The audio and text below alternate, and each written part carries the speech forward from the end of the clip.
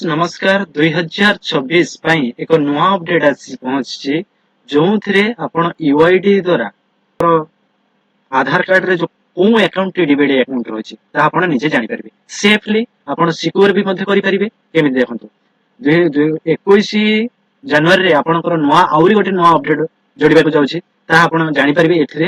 ଦେଖନ୍ତୁ ଏଠି ସ୍କ୍ରିନରେ ମଧ୍ୟ ଆପଣଙ୍କୁ ଶୋ କରୁଥିବ, ଦେଖନ୍ତୁ ମୁଁ ଆପଣଙ୍କୁ ଦେଖେଇ ଦଉଛି। एठारे आधार देखंतु आधार आप रे मध्ये आपण देखंतु एप्लीकेशन डिक्लेरेशन 2026 जनवरी 21 रे हो।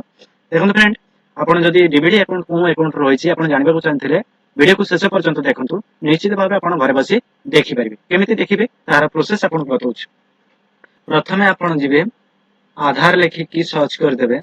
सर्च कला पर देखंतु एभली इंटरफेस पळे आसीबो। प्रथम ऑप्शन देखा छी uidai.gov.in यारी ऊपर आपण क्लिक कर देबे। क्लिक कला पर एभली ऑप्शन आसीबे। आपण ओडिया रे जानबा चाहछन तो ओडिया रे क्लिक करबे, इंग्लिश हिंदी जो बंगला रही छी आपण को भाषा अनुसार आपण क्लिक कर लेबे। मु इंग्लिश को चूज करूची।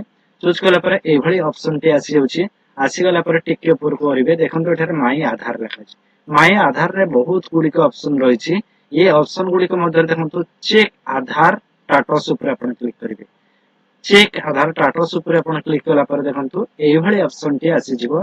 टिके वेट करंतु। यूआईडी द्वारा बहुत लोक एथरे सर्च करचंती ना, सेते स्लो होई थाए। देखंतु एथरे देखंतु एभली ऑप्शन टी आसी गला आधार वेलकम टू माय आधार। एठी लॉगिन देछि, एहारे ऊपर आपण क्लिक करिवे।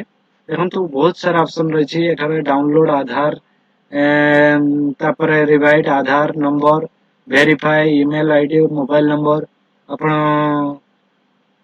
आपणकर बैंक रे को अकाउंट टी आधार लिंक रही। देखंतु एठारे शो करछि बैंक सेंडिंग स्टेटस। यार ऊपर आपण क्लिक करि पारंतु, नहले सेठारे आपण लॉगिन करके मध्ये आसी परिबे।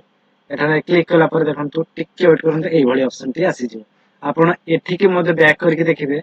एठी बैक करके एठी जेतु लॉगिन देछि यार ऊपर मध्ये क्लिक कले सेही कोटी ऑप्शन को आसीबा। एठारे आपण आधार नंबर देबे, कैप्चर कोड देबे, ओटीपी सेंड करके आपण करि परिबे।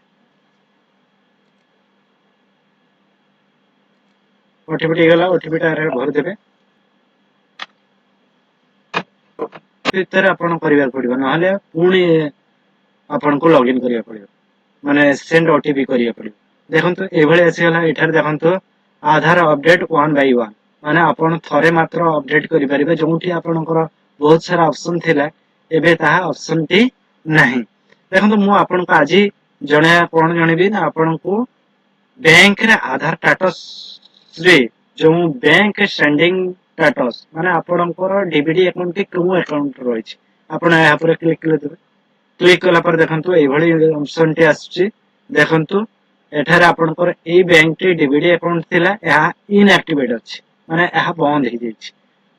बंद हे जायछि ताले आपणकर डीबीडी अकाउंट टी कोनटा हे जायछि आपण जानिबे केमिति ना, आपण बैंक रे एपर्यंत कोनोसी बैंक आपण डीबीडी एक्टिव नाही। आपण एक्टिवेट करिया को हेले जो बैंक एक्टिवेट करिवे आपण बैंक को जेबा पड़े। जदि आपण सेही बैंक टी अछि ठीक अछि ताले आपण ठीक अछि, जदि इनएक्टिवेट अछि आपण एक्टिवेट करिया पड़ियो। जदि से बैंक एक्टिवेट न करे आउ को बैंक एक्टिवेट करिया को चाहू ताले आपण एक्टिवेट करि परिबे। आपण के हिसाब रे निर्भर करे आपण केमिति एक्टिवेट करे। आपको डीएक्टिवेट केबे कराइतला ताहा बे डेट देछि 2/2/2025 तारिख रे याको डीएक्टिवेट करा जायतिला। फ्रेंड्स एई भली आपण घरे बसी जानि परिबे आपणकर बैंक अकाउंट टी केमु अकाउंट टी डीबीडी अकाउंट रही छी ता आपण घर बसी चेक करि परिबे। आउ किछि जानिबार थिले फ्रेंड्स हमको कमेंट करिवे। चैनल को प्रथम थर पे आस्थिले चैनल को सब्सक्राइब करिया सहित बेल आइकन को दबाइ को भूलबेनी, कारण सर्वप्रथम आपण एई भली वीडियो देखै पाइबे। थैंक यू, जय हिंद।